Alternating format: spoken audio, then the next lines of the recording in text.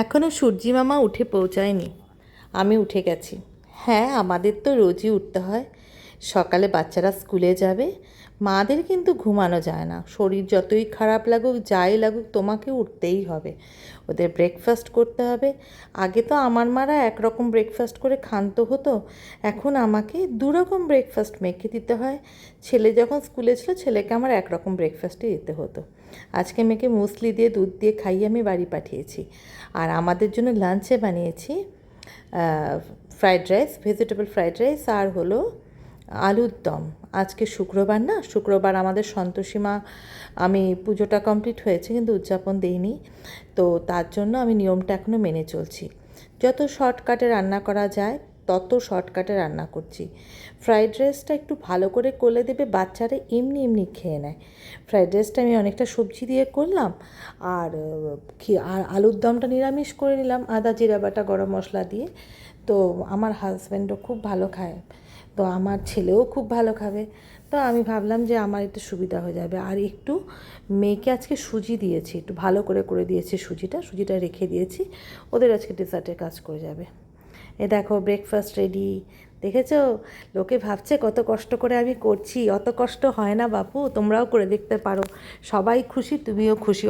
অল্পতে মানে অল্প সময়ে বিনা খাটনিতেই কাজটা হয়ে যায়, কম খাটনিতে, বিনা খাটনিতে না। আলুর দম ফ্রাইড রাইস হয়ে গেল, সবাই আনন্দে আনন্দ। এখন আমি বানাবো হচ্ছে ভাস্কর জোয়ারদারের জন্য আমি ব্রেকফাস্ট। তো সেই ব্রেকফাস্টে কি করছি দেখো, আজকে একটু অন্যরকমভাবে বানাই। রোজই তো একরকম। 2 স্পুন আমি ওটস দিলাম। ওটস দিয়ে এই ওটসের মধ্যে আমি মিশিয়ে দেবো দুধ। ওভারনাইট ওটস করতেই পারতাম, কিন্তু ওভারনাইট ওটস আমি করিনি। তোমার কারণ আমি ভাবলাম যদি স্মুদিটা করতে হয়, তার জন্য আমি ওভারনাইট ওটস করিনি। আর আমার ছেলে আমাকে এইমাত্র কলা এনে দিল, আমার কলাটাও ছিল না। তো এটা দুধ দিয়ে না আমি কিছুক্ষণ স্ট্যান্ড বাই রেখে দেবো। এর মাঝখানে আমি কেটে নিলাম আমন্ড, খেজুর বিচি ছাড়িয়ে নিলাম, পামকিন সিড, তারপরে সানফ্লাওয়ার সিড, তারপরে চিয়া সিড, সবজা সিড ছিল দেইনি। তো এটা নিলাম, ছেলেকে দিয়ে দিলাম। এটা ছেলে এখন বলছে হেলদি খাবে, একটু হেলথ কনশাস হয়েছে এখন কলেজ যাবে বলে। তো ছেলে খেলে হচ্ছে ওটস স্মুদি, আর এটা কর্তার জন্য করে দিলাম একটু বানানা।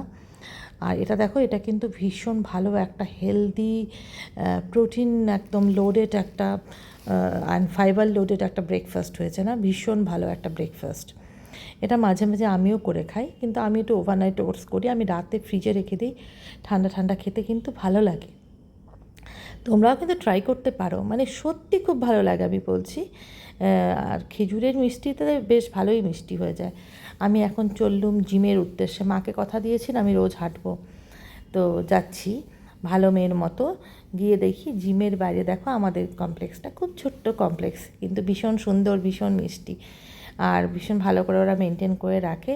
বাচ্চারা এখানে ফুটবল খেলে, ওটাই আমি দেখছিলাম এসে, মানে এসিটা চালাতে এসে দেখলাম।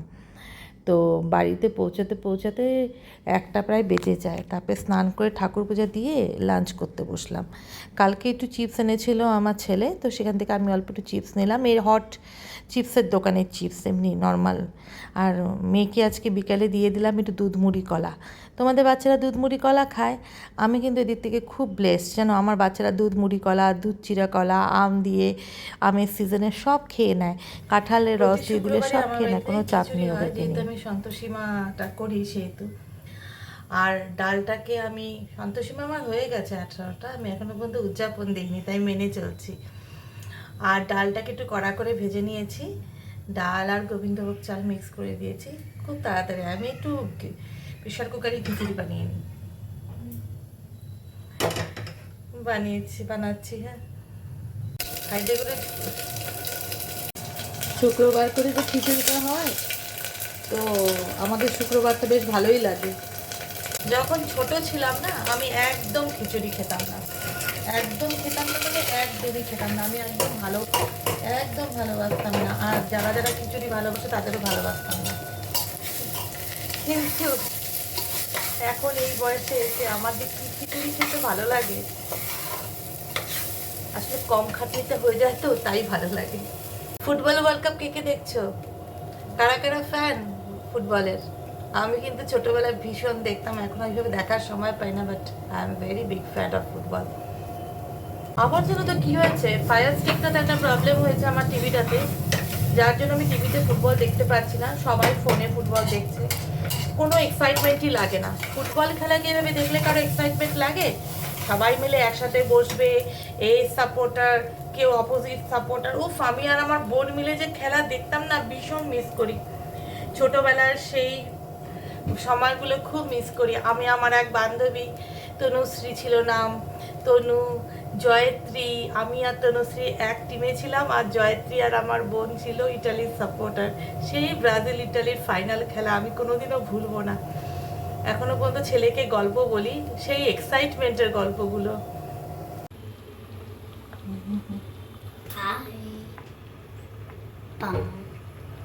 আমার প্রায় হয়ে গেছে, এখন গ্যাসটা বন্ধ করে না মুখটা আটকে দেবো।